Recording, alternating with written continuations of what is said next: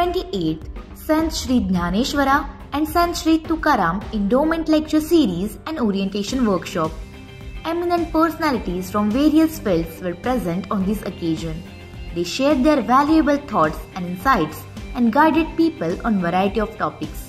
प्राध्यापक स्वानंद पुंड लोकमान्य टिळक महाविद्यालय वणी येथे संस्कृत विभागात ते कार्यरत आहेत. 21 ग्रंथात्मक श्री गणेशोपासना ग्रंथमालेची लिम्का बुक ऑफ रेकॉर्डमध्ये विक्रम रूपात नोंद झालेली आहे. बुद्धिमत्ता असावीच लागते, फक्त वापरायची कुठं याचं बंधन जे सिंगतं त्याला धर्मशास्त्र म्हणतात आणि त्याने युक्त असतो त्याला नीतिमान असं म्हणतात.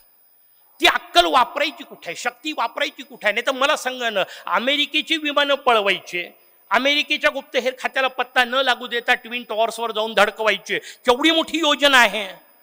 सामान्य गोष्ट थोडी आहे एवढं मोठं प्रचंड योजना करणे. सगळं अप्रतिम योजना केली, पण लक्षात घ्या ती वाईटा करताच केली आहे आणि म्हणून त्याचा आदर्श नाही असू शकत.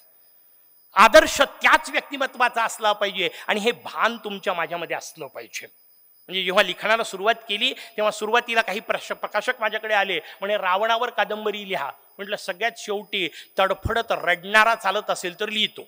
नाही म्हणे तसं नाही, त्याच्यात गुण कितीतरी होते, त्या गुणांचा हिशोब करून सकारात्मक लिहा. म्हटलं जमणार नाही, माझी लेखणी मा शारदेला समर्पित आहे. माझ्या लेखणीतून मी रावणाचा गौरव नाही करू शकत. गौरव कोणाचा करायचा ते कळलं पाहिजे. गुण नव्हते का म्हणे, म्हटलं बिलकुल होते. मग मी त्याला त्याच्या पद्धतीत समजेल अशा भाषेत एक मजेदार उदाहरण दिलं. म्हटलं कल्पना कर, भगवान न करो, पण तुझी पत्नी तुझी बहीण एखाद्या वैद्याकडे डॉक्टरकडे नेली तू, तो डॉक्टर इंटरनॅशनल लेव्हलवरचा अद्वितीय बुद्धिमान आहे. त्याला आतमध्ये नेल्यानंतर त्या महिलेशी त्यांनी समजा काही गैरवर्तन केलं तर त्याच्या इंटरनॅशनल बुद्धिमत्तेचा गौरव करशील का लाथा मारशील? तो म्हणे नाही लाथा मारील. म्हटलं मग रावणाच्या बाबतीत तेच झालं पाहिजे. त्याच्या बुद्धिमत्तेचा गौरव करायची गरज नाही. असंख्य बुद्धिमान आहेत, त्या बुद्धिमत्तेचा उपयोग कुठे करता हे शिकवणारं जे शास्त्र आहे ना, नीतिमत्ता त्याला म्हणतात. आणि ती नीतिमत्ता तुम्हाला मनःशांती देऊ शकते, मग तुम्ही वनवासात असले तरी. आणि किती मजेदार रचना आहे. रामायणाचा विषय निघाला म्हणून आपल्या समोर सांगतो. 14 वर्षाचा वनवास झाला, आपल्या सगळ्यांना माहिती आहे. 13.5 वर्ष वनवासच होता, म्हणजे वनातच राहत होते. या अर्थाने शेवटच्या 6 महिन्यामध्ये सगळा प्रसंग घडला. रावणाने येणे, देवी सीतेला पळवून नेणे, मग भगवान रामचंद्रांनी वालीचा वध करणे, सुग्रीवाशी सख्य करणे, रंकेवर आक्रमण करणे, जिंकणे, परत येणे. 1 मिनिट विषयांतर करून आपल्याला मुद्दाम सांगतो का रामचंद्रांना आदर्श मानायचं, का त्यांची प्रतिमा स्थापन करून तिथे वंदन करायचं.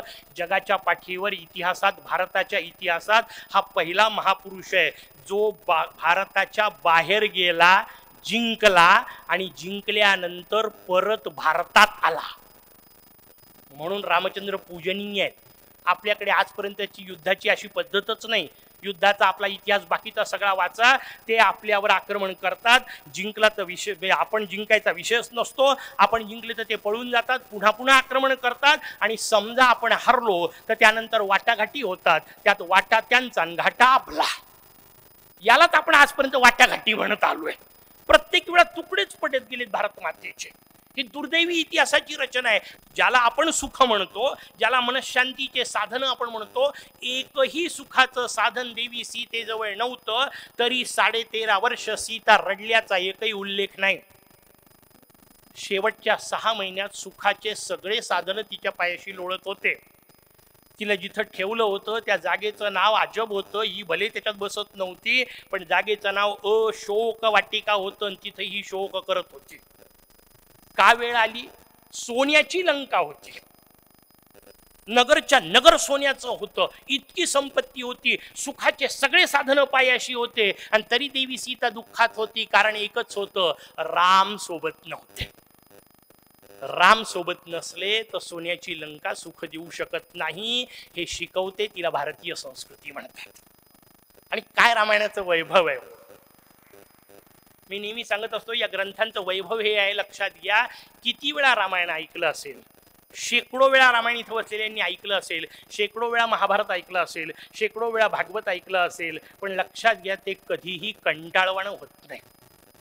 जगातला कुठलाही चित्रपट तुम्ही 4-5 वेळाच्या वर पाहू शकत नाही. जगातली कुठलीही कादंबरी तुम्ही 5-7 वेळेच्या वर वाचू शकत नाही. पण रामायण महाभारत पुढे काय होणार हे सगळं माहिती असून सुद्धा ऐकावं वाटतं, हेच रामायणाचं वैभव आहे.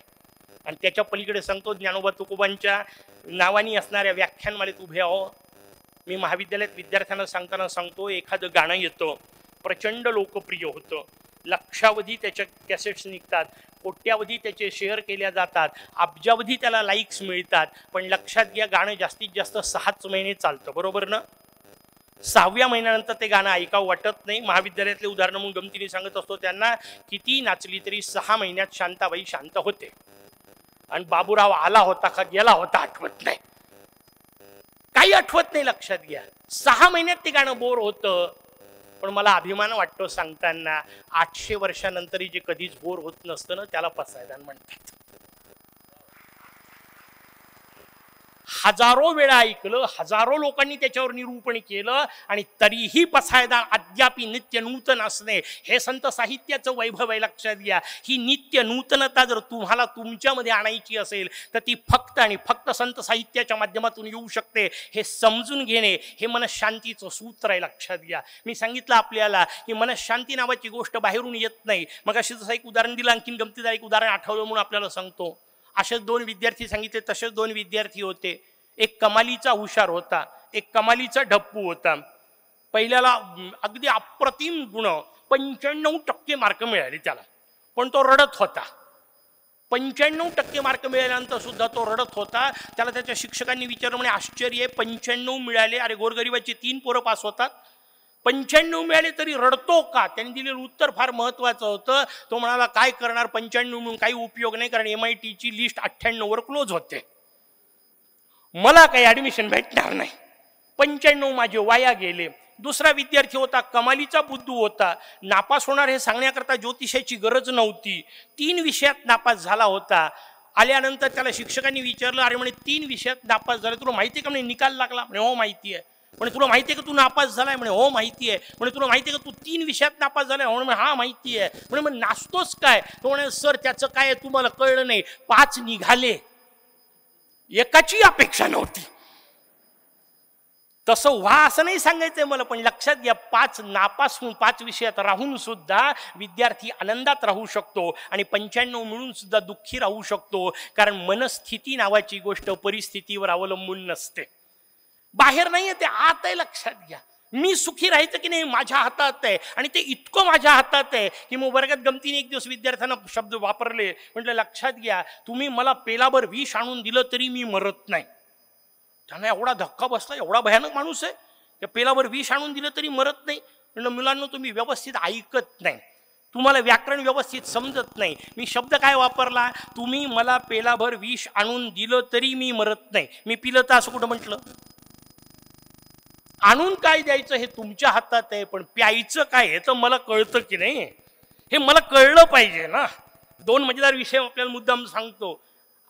परमपूज्य गुणनवलेकर महाराजांच्या जीवनातला प्रसंग आहे. महाराज शांतपणे प्रवचन करत बसले. त्यांचा एक कोणीतरी नातेवाईक होता. त्या नातेवाईकांचं महाराजांसोबत काहीतरी वैर होतं, त्याच्याचकडून होतं, महाराजांकडून असण्याचा प्रश्नच नाही. आल्यानंतर त्यांनी महाराजांचं प्रवचन चालू असताना महाराजांना वाटेल तशा शिव्या दिल्या. महाराज कमालीचे शांत बसून मनशांतीचा मार्ग सांगतोय, मनशांतीचा अद्वितीय सोपा उपाय सांगतोय. महाराज शांत बसून, महाराजांचे शिष्य काही महाराज नव्हते, ते चुळबुळ चुळबुळ चुळबुळ करत, त्या सगळ्यांनी त्याला उचलला आणि बाहेर नेऊन फेकला. महाराजांचा नातेवाईक आहे म्हणून मारला नाही, सोडून दिला. वापस येऊन बसले. महाराजांनी आपलं रामनामाचा जयघोष केला आणि आरामशीर पुढचं प्रवचन सुरू केलं. शिष्य चुळबुळ, कोणीच ऐकायच्या मानसिकतेत नाही. प्रवचन होईपर्यंत बोलता येत नव्हतं. प्रवचन आटोपलं. प्रवचन आटोपल्यानंतर एकाने महाराजांना विचारलं, म्हणजे महाराज त्यांनी तुम्हाला इतक्या शिव्या दिल्या तरी तुम्ही इतके शांत कसे? महाराजांनी दिलेलं उत्तर जाताना घेऊन जायचं, मनशांतीची याच्यापेक्षा सुंदर गुरु किल्ली असू शकत नाही. महाराज म्हणतात त्यांनी दिल्या, मी कुठं घेतल्या? शिव्या देणं त्याच्या हातात आहे, घ्यायचं की नाही हे माझ्या हातात आहे. आपली पंचायत आहे, आपण न दिलेल्या घेतो. तुला असंच म्हणायचं होतं, मी काय तुला आज ओळखतो का? हे काय फुकटच पांढरे झालेत का? असं म्हणून तो सांगत आहे तिकडं, अरे मला नाही म्हणायचं, नाही नाही असं कसं, तुला हेच म्हणायचं होतं. ह्या न दिलेल्या आपण घेत राहतो, म्हणून आपण दिवसभर दुःखातो. आणि महाराज दिलेल्या सुद्धा घेत नाही, म्हणून महाराज सुखात आहेत. लक्षात घ्या, हे नियंत्रण नावाची गोष्ट तुमच्या माझ्याजवळ आहे. माझा एक मित्र आला, धावत धावत आल्यानंतर ते मला सांगितलं, किती घाणेरडे कार्यक्रम लागतात म्हणे आजकाल टीव्हीवर. म्हटलं हे कुठं लागतात? तो म्हणे अरे नाही, किती घाणेरडे कार्यक्रम लागतात. म्हटलं बिलकुल लागत नाही. अरे मी तुला अनुभवाने सांगतो. म्हटलं सकाळी मी 6 वाजता टीव्ही लावतो. पहिल्यांदा तर मला अवधेशानंद लागतात, त्याच्यानंतर 6:50ला आमची आरती लागते. त्या आरतीचा आनंद मी पहिल्यांदा सामोर घेतो, नंतर 24 तासावर घेतो. दोन्हीकडच्या आरत्या घरी बसून मला मिळतात. सिद्धिविनायकाची आरती मला घरी बसून मिळते. त्याच्यानंतर म्हटलं मुरारी बापू येतात. त्याच्यानंतर वेगवेगळी 4-5 नावं मी त्याला सांगितले. हे सगळे महापुरुष संत पुरुष येतात. तर तो मला काय म्हणाला, हे तू संस्कार नाही तर आस्था पाहत असशील. म्हटलं तुला कोणी सांगितलं बाकीचे पाहायला? टीव्हीवर काय लागतं हे महत्वाचं नाहीये. रिमोट नावाची गोष्ट तुमच्या जवळ आहे आणि लक्षात घ्या, त्या रिमोटलाच नीतिमत्ता असं म्हणतात.